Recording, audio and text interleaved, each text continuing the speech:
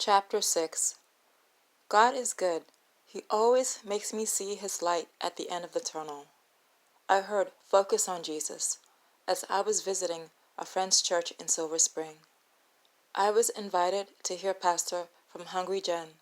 She came from Washington State, from the West Coast to the state of Maryland, and on special invitation. She's there, and I went to listen and support my friend. She had invited a group of us to come to her church and listen to the Hungry Gen invitational speaker. It was a blessing. She gave me a really good word that I believe it came from God with all my heart. I don't know what was going through my mind that day, but my mind wasn't in the right place. My mind wasn't focused, and she told me, "Focus on Jesus." As I meditate on that, I told myself, those are the best words I've ever been told in the longest of time. Focus on Jesus. Those words were so full of life. God is so good. He lets me see there's always light at the end of the tunnel. Some time ago, I heard the words, "You are beautiful."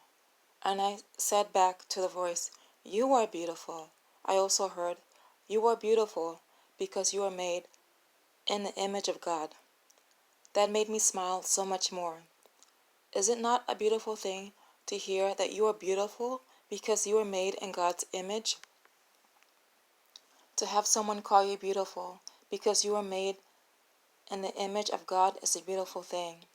So, I want to thank God that I am made in His image.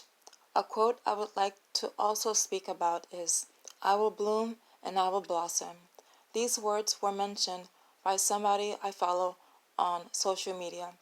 On matters of prudence and what to tell family when they ask questions and want answers they are not entitled to know, I was told it would all work itself out. Wisdom to know what to tell them. Blessed be God.